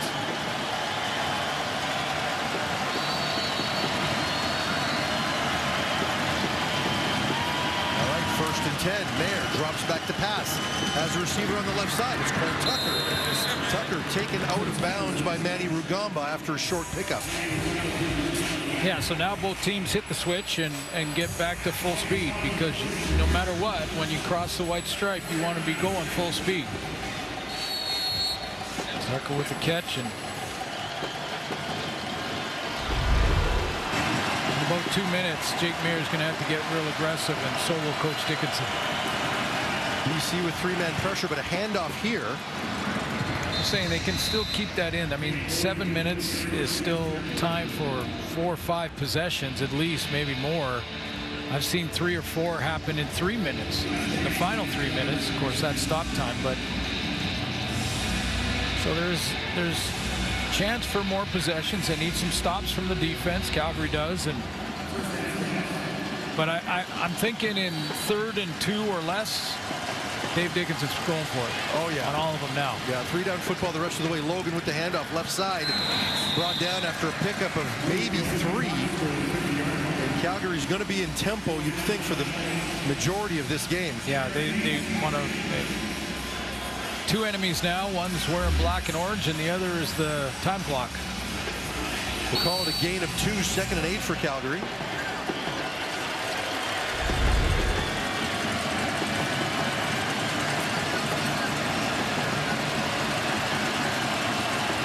TJ Lee showing blitz again. Gary Peters also coming in the pass high to Ish Hyman.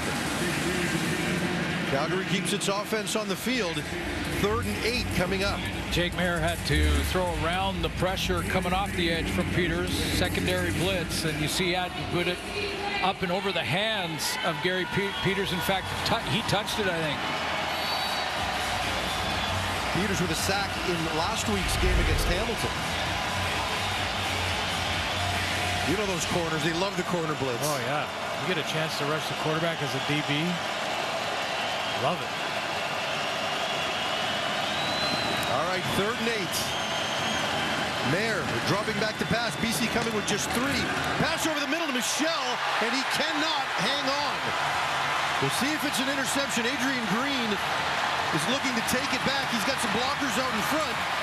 Green inside the 20-yard line. And we'll see if this one stands. The last one was borderline. BC got it. We'll see what happens here with the review coming. Well, that one wasn't on Jake Mayer. This is a throw that should have been caught, and it was for 1st down territory over the middle. Mayer throws a fastball in there to Mark Michelle right through his hands, and I think he got there. I think Green made the catch. Yeah, I think you're right, Suits. We'll get another look here from a lower level replay, but I think he made a heck of an effort to get his hands under it. That's a catch. And the Lions will take over at the Calgary 18-yard line. 6 minutes to go in the game. It would be hard for the Lions to lose at this stage. Do you get aggressive to try to get Nathan Rourke a touchdown pass and build some confidence here? You just manage this clock, run it down, get some more points. Those individual stats and things, don't worry about those things. Well, they're certainly using as much clock as they can here. Exactly. Run the ball. 1st down for sure. Lions offense hasn't been on the field in over 6 minutes when you consider the back-to-back turnover touchdowns for the defense. Adrian Green was originally the starter at the safety position. Lost that spot 2 games ago to Christophe Beaulieu, but still getting a lot of opportunities to play. Calgary. In nickel packages and dime packages when they need extra defensive backs. That's his 2nd interception on the season. Calgary using their first time out here. That defense for BC mean, not only stepped up with some stops, but scored. I mean, when your defense Tyler, scores twice. please reset the clock to 5:42. 5:42. There's two veterans. And they don't never throw it over there, so you know it's going to A happen. couple hundred games between those two, you think? Gary Peters. Well, Peters playing in his 101st consecutive game with the Lions, going back to 2018, and we mentioned 164 for there you go. TJ Lee if you include the playoffs.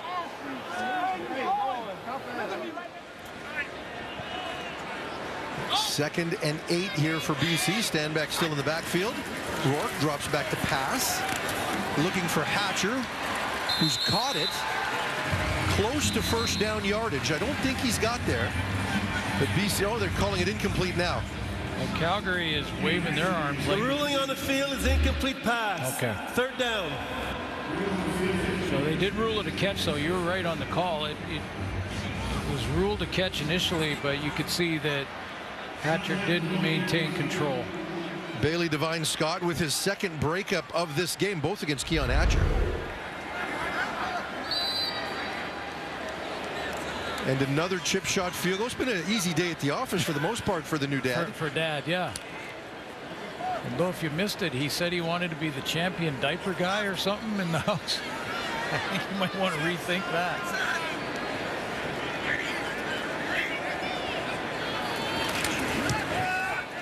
White's kick is up and good.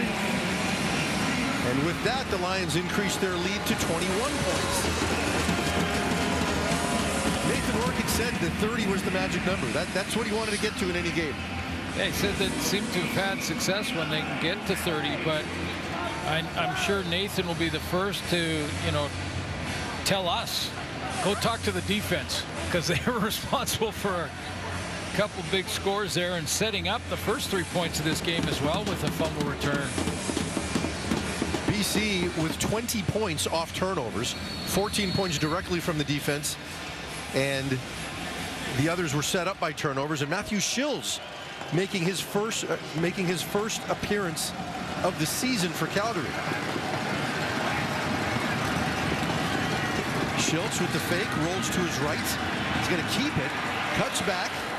Should have a first down on his first play of the year.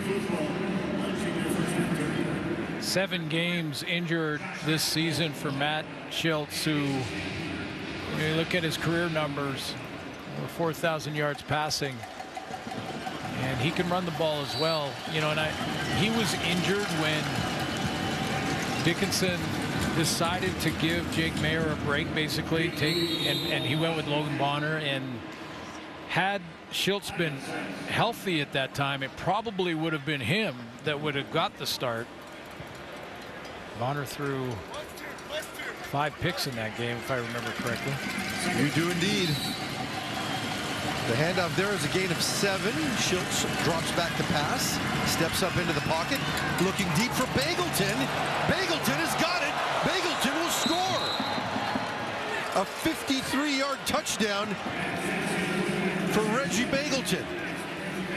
Well, the play's made by Matt Schultz getting out and buying himself some time. I mean, this is once he's out on the perimeter like this, it's either run or throw, run for the first down or throw. Look at all the space he's got, and he finds Bagleton in behind coverage. Calgary will go for 1 here to make it a 2-score game. And if you're the Lions, 3:55 to go, and you gave up 16 points in the fourth quarter last week. We know how this league works. There's a chance. Embrace the tight games. And on that play, usually at this time of the game, down 3 scores, we say that defense is playing differently. BC wasn't playing differently there. They weren't playing way off with their DBs or anything like that. They were just playing regular defense, and Bagleton got in behind him. 3:41 to go, 14-point game. You'd have to think the onside kick is coming. Quad receivers to the wide side of the field. 84 just makes the adjustment on the route. He had a dig route going over the middle, and then he makes the adjustment. And because Schultz found some extra time out there, watch this. He's got a dig route, and then goes, okay, hey, you throw. I got time to adjust. And down the field he went. Yeah, it looked like as soon as Schultz scrambled, he turned that dig into a deeper route and gave his quarterback an option. A 3-play 70-yard drive in 2:14, punctuated by the 53-yard catch. And now again, you'd think this is onside kick time. Yeah, I think so. I mean, you know, down 2 scores. You're down 1 score, you kick it deep here for sure. Try and get it 2 and out, but. Now, when you look at how the ball is being set up, certainly it's coming this way. So where the Lions would probably love to have Javon Catoy in the mix. And they do have Justin McInnis down there, though. Yeah. The big man going up for it. It is caught. Let's see who made the catch there. It was the little guy, Terry Williams. Yeah, Williams attacked it. He just went after it. Coach Benavides gives him that attaboy there, because watch, there's a lot of guys kind of looking at it, and Terry Williams goes and gets it. Although he catches it low, usually you got to get up there and win the jump ball on those onside kicks. Well, he's caught a few kicks in his day. Oh yeah, probably a good one to have there, despite being maybe 5'8". Remember, the return team doesn't have to wait for it to go 10 yards either. They can attack it before then. All right, Lions up 14. The give to William Stanback, who bounces to his right. Brought down after a gain of 3, maybe 4. And Calgary just loaded the line of scrimmage there. Timeout. Calgary, this is their last timeout. And gives Stanback no options there in the middle between the tackles. Watch it, they just send it. Trying to plug every gap and force Stanback outside, but that takes valuable time off the clock, and Dave Dickinson uses his last timeout. Interesting situation for the Lions. Do you try to go for the first down, or maybe just get a few more yards and make it an easier field goal for Sean White at this stage, so you're back up 3 points? And then you have a whole bunch of people say, well, why did they get conservative at that point?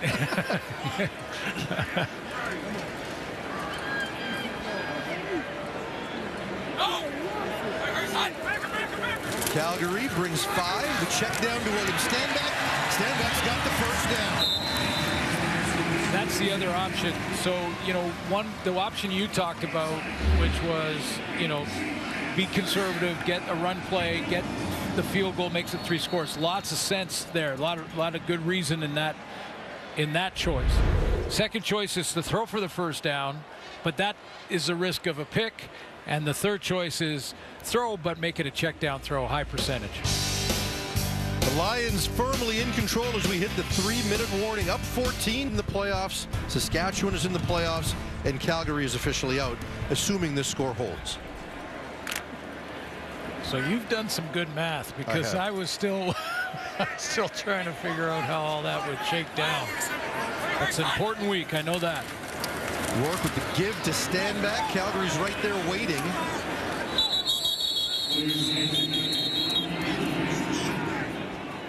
Boy, at this point, they might want to just take a knee. Yeah, well, and you know, the officials need to blow that dead faster than that.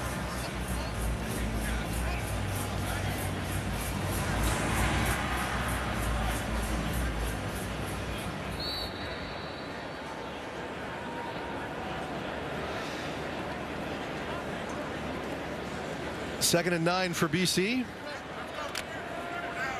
Calgary out of timeouts here. Lions will let the clock bleed down.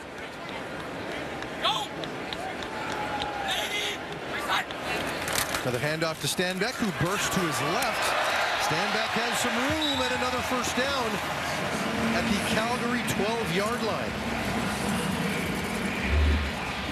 Part of the problem being in this situation is that your linebackers are selling out and kind of guessing which hole the back might be running through. But if you got a good back, and this Stanback is neck and neck with, well, he's a little bit behind Brady Oliveira after his big game earlier tonight, but second rushing title on the line. Stenbeck's going to get a heavy diet here. You have tonight because Oliveira had a big night. 147 for Brady Oliveira for the Bombers. They win their 8th in a row. Stenbeck tonight.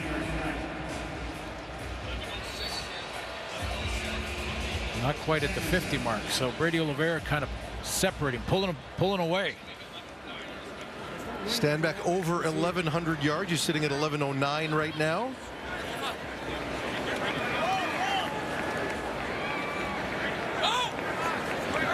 Got 3 on the last one. Stenbeck again looking to cut left. Calgary right there. That'll set up another Sean White chip shot. All of that is secondary, of course. Like we mentioned earlier, the personal stuff is very different, but William Stenbeck and Brady Oliveira up to date. 12:54 now for Oliveira and 1,101 for William Stenbeck. It's really a two-horse race in the receiving category as well, with Justin McInnes and Justin Hardy, and their Ottawa doesn't play this weekend, but BC has a bye in the final week. That's an interesting run for the title. Timeout. Receiving department. BC, please reset the clock to 103. 103. Last time a BC Lion led the CFL in receiving was G. Roy Simon back in 2007. And the last Canadian to lead among CFL receivers was Andy Fantuz back in 2010. McInnes trying to accomplish both those feats. And tonight he was targeted 5 and caught all 5 so far, but he's only had 37 yards. I believe he was about that behind Hardy coming in tonight.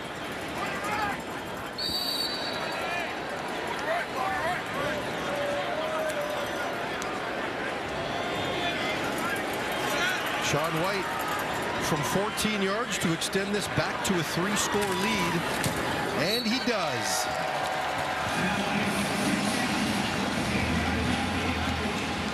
The Lions extend their lead to 32. Nathan Rourke talked about this, and this is what they're playing for in the Gravy Bowl. Okay, we're going to hand this out post-game. Now, here's what bothers me. You and I know that if Dwayne Ford and Rod Smith were doing this game, they would have a turkey done, demolished by now. There would have been turkey and gravy and stuffing and all of it up here for all of us, for you, myself, Dave Moyer, everybody. We would have been eating turkey. Well, I apologize. I talked about it at halftime and thought, you know what, we should do the Milt-Stegall carrot and celery diet. Thanks for that. Diet, and Thanks. I blew it.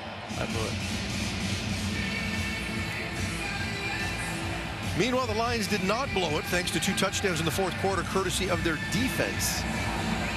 They've got a 17-point lead with a minute to go, and this is going to be very different territory for the Calgary Stampeders, who came into this game thinking just win one. Yeah. Jake Mayer talked to us about the fact that they just needed to have some joy. They wanted to come back and just feel good about something they had done as a group. It had been a long time since they'd won. You know, at times they look good tonight, but in the 4th quarter, it was certainly all BC's defense. I think that Lions defense really needed that to happen. I mean, you mentioned it earlier, the Lions defense been taking some hits. It almost feels like a lot of people saying the defense has let this team down, and boy, they stepped up in this second half and made the key play. So Ryan Phillips' group can build on that, and their next game is probably for home field. Absolutely. Against the Saskatchewan Roughriders in Regina. What we didn't see is Ryan Phillips dancing after those defensive touchdowns. I think after what's gone on over the last little while, he's saying, okay, building block. We're not there yet, just keep building. This time Schiltz throws to Hyman, who cuts back inside. Gets it out to the 45-yard line.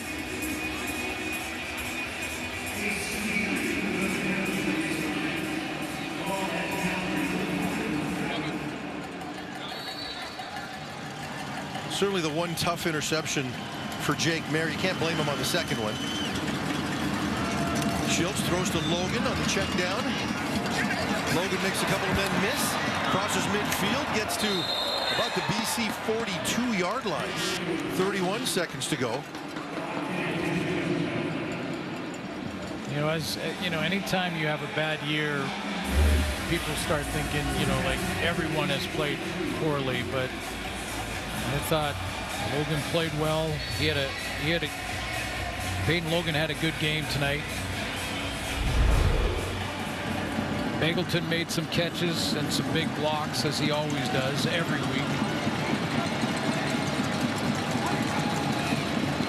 Schultz drops back, scrambles to his left a little bit before finding Logan on a check down to the 35-yard line.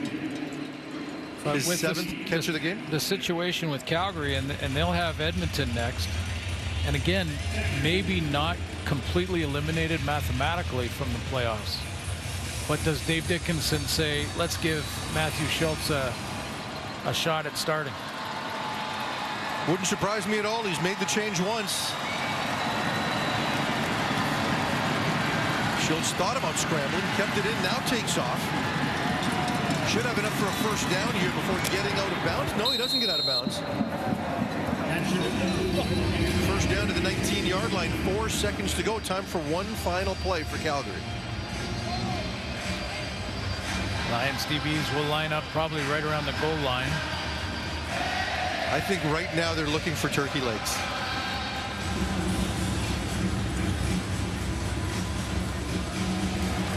We'll hear from some of the players after this game before going to Sports Center, so stay with us. Got to hand out the turkey. You going with one of the drumsticks, or you? Pass over the middle. Ace Ely is there to break it up. And that will do it. The BC Lions win 32-15 and all but punch their ticket to the playoffs. They could be in officially, depending on what happens tomorrow, as the Lions now set their sights on second place in a potential home playoff date. They'll play Saskatchewan next week, but Saskatchewan still has some business to go tomorrow against Edmonton. But if you're the Lions, given the way 7 of these last 9 games have gone, you've got to feel pretty good tonight. Well, you do. I mean, you can now look back and say, okay, that 2-game losing skid is over, Toronto and Hamilton. But now they say, hey, we beat Calgary, game we had to win to get, you know, back with home field in mind in the playoffs. And then they can add to it, and you know, we beat Montreal on a short week after playing up against Ottawa in Victoria. So, you know, all of a sudden the narrative completely changes. Well, you know how these things work. They've lost 7 of their last 9. If they win again next week, they'll have won 4 of 6. There you go. So, you know, and that changes. Now, Nathan Rourke will tell you there's lots of work to be done offensively, I'm sure. But that was huge. I mentioned it earlier, but that was huge for their defense. Rick Campbell's defense